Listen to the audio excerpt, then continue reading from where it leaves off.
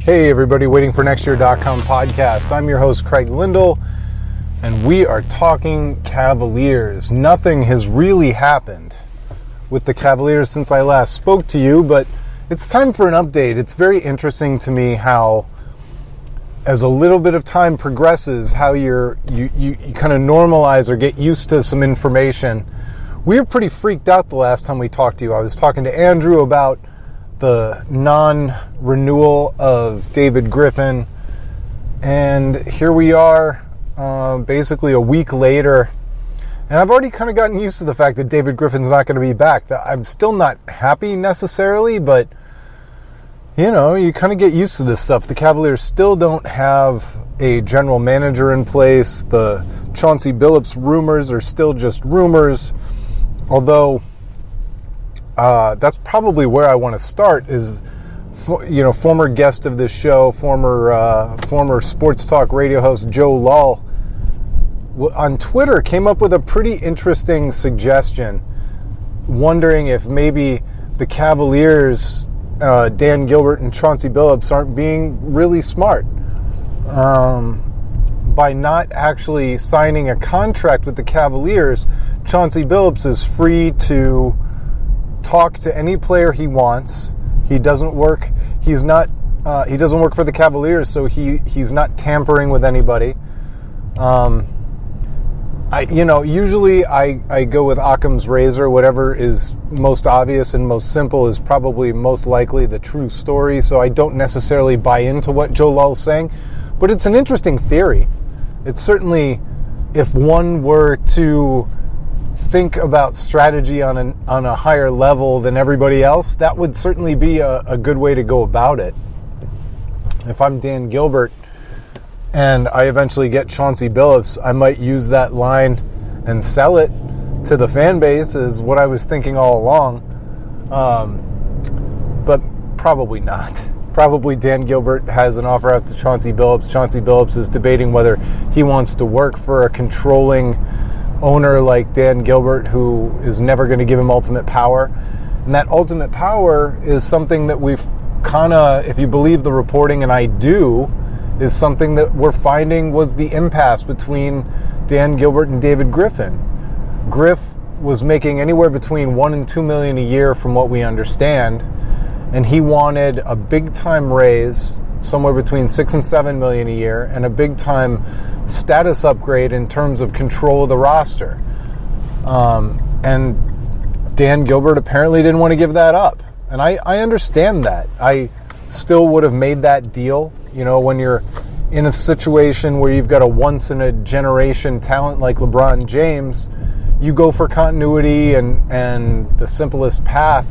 So I bend over backwards. I do whatever I can to retain David Griffin and keep LeBron happy and keep trying to mold this roster on the fringes wherever you can, with David Griffin doing that. But Dan Gilbert is not me for a very obvious reason. You know, he's a billionaire. His ego is giant. He thinks of himself as some combination, I think he thinks of himself as some combination of Warren Buffett and Tony Robbins. He speaks in original quotes that he made up himself about business and philosophy. That's who Dan Gilbert is. And so for him to put himself in the back seat of a franchise that he owns, it seems unlikely. And I'm not shocked that he came to an impasse with David Griffin, who wanted to also understandably express more control and express himself in terms of leadership. So I get it. I understand where it all comes from. So I still feel the same way I did when I was talking to Andrew last week. I wish David Griffin was still here. I have more confidence in David Griffin than I do in Dan Gilbert and whomever he ends up getting to come in and do that job. And it remains to be seen if Dan Gilbert can just plug and play executive level people in the Cavs front office. But that seems to be what he's trying to do. So don't really have much other choice than to wait it out. But that brings us to the roster itself. The other rumors that we've heard, and they're not new rumors per se, but the Cavaliers were trying to trade, depending on the rumor you read, they were trying to trade either Kevin Love or maybe even Kyrie Irving to try and bring back Paul George. And Dan Gilbert supposedly reached out to LeBron for some kind of a long-term commitment and couldn't get that from LeBron, which I also kind of understand. LeBron James is in a situation with an owner that he doesn't totally trust, even if they did make amends to a certain degree. It's a marriage of convenience. You know, they're staying together for the kids. They're not buddy-buddy. They're not friends. They're never going to trust each other completely and totally. And LeBron may never trust any ownership group completely and totally.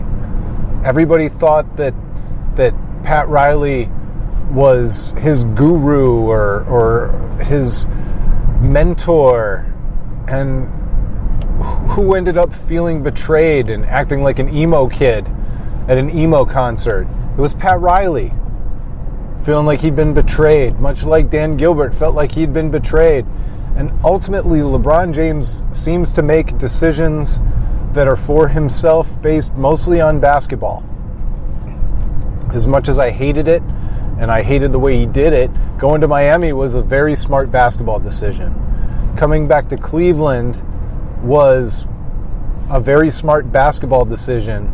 Maybe not the smartest. Maybe there were smarter moves than coming back to the Cavaliers, but it was certainly a smarter move than staying in Miami, where Dwayne Wade was aging and that roster was completely devoid of new talent, young and up-and-coming talent. It was aging. It wasn't going to get any better, and they had no assets to draft anybody.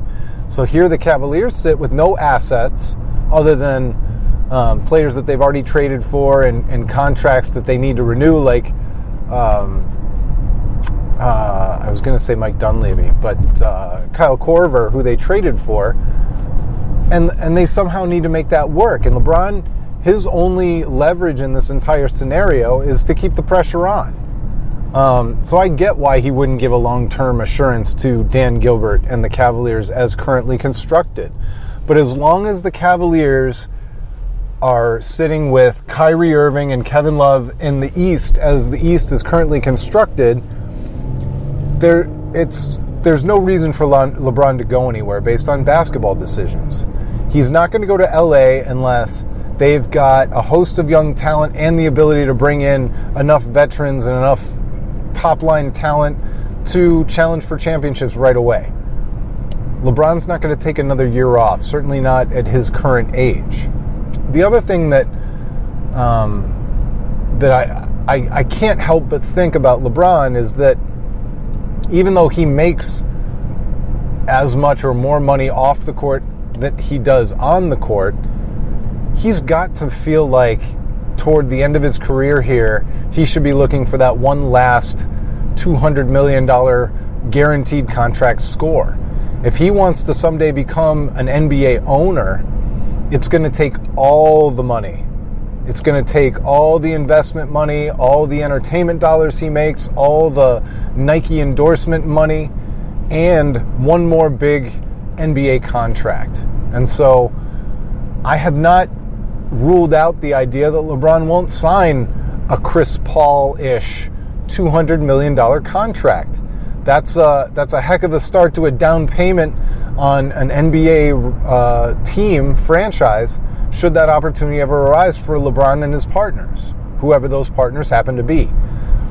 And what better way to someday buy an NBA franchise than with $200 million in NBA earnings in the NBA career year, where he's aged 33 to 38, or whatever it turns out to be, 34 to 38. At a certain point, LeBron's going to look at Father Time ticking and decide that it's time to cash in on that one last longer guaranteed contract. At least I think at some point that makes some sense, doesn't it? And I don't know. So obviously I think that anybody who knows what LeBron's going to do, as Andrew and I talked about, doesn't know anything. Nobody knows what LeBron's going to do, and LeBron could easily change his mind as the basketball landscape changes over the next, 14 months. It could be totally different. You never know.